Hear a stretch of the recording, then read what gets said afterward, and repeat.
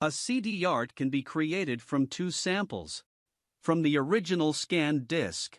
Or from a poster, a cover, which is called a custom disk.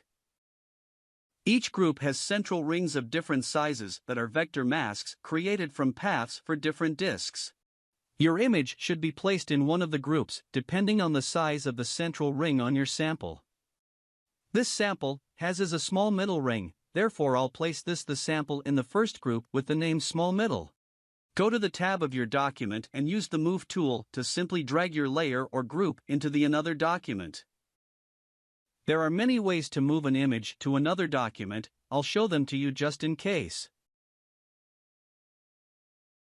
If no active layer is selected, moving or pasting an image will always send the layer on top of all layers. If an active layer is selected, moving or pasting an image will always send the layer on top of that active layer. The last way is copy and paste. Go to your Document tab and select All Image.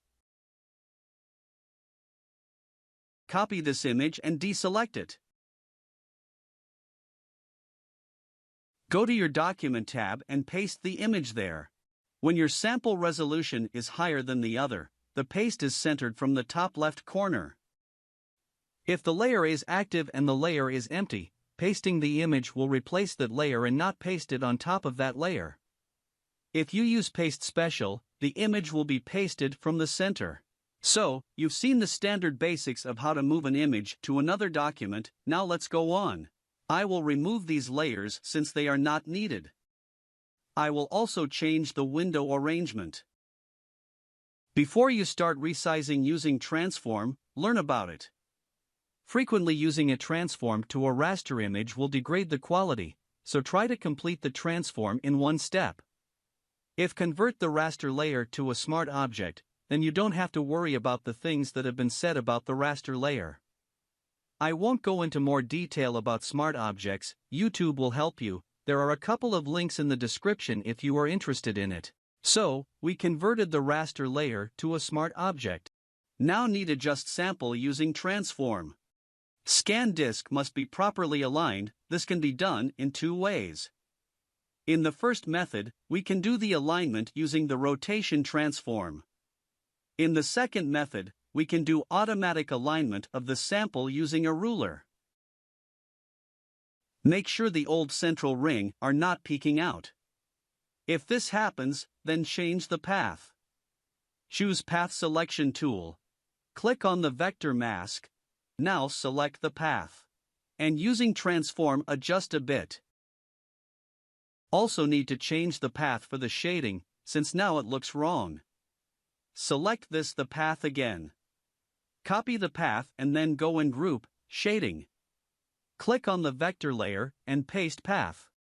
Note that the path you pasted has a different operation. When you select the path that was, you will see the operation that should be. Again select the path you pasted and be sure to change the operation.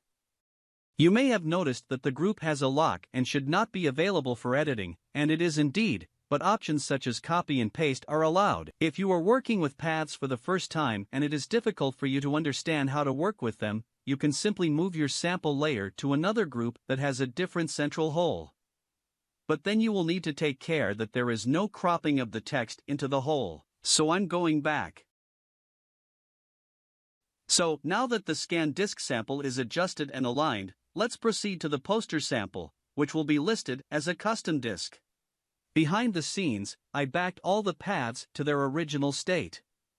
Since now need to work from a sample poster, you can simply download CDArt the template again and open it. Drag the poster sample into the CDArt document, make sure the layer is placed in a group. Place your sample as you like, but avoid cropping their faces in the middle of the hole. This also applies to any text on the custom disk. An important note, when you downsize using transform for a raster layer, always keep the interpolation option, bicubic sharpen. If this option is not available in your version of Photoshop, go to the Preferences menu and set it here. Find the necessary logos on the internet and put them in your CDArt document. Custom disks must include a studio logo, audio flag, and disc type flag, including the movie title logo. The arrangement of logos is not very neat right now, but it's just random placements for now. Here is the final result. These smart objects have been converted from raster layers after that the dimensions were adjusted using the transformation.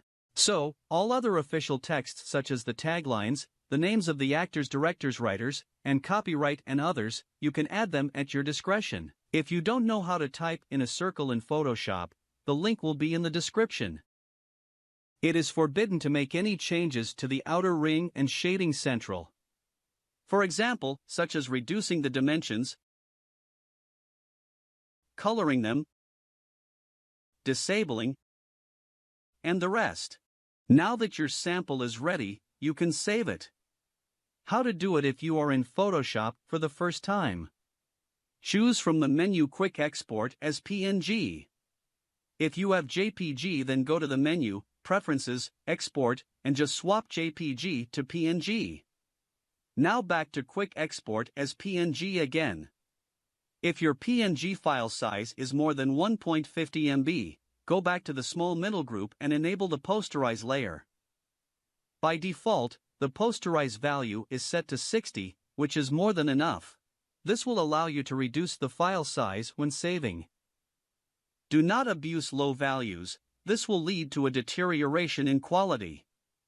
According to the rules on the site, only high-quality images will be accepted.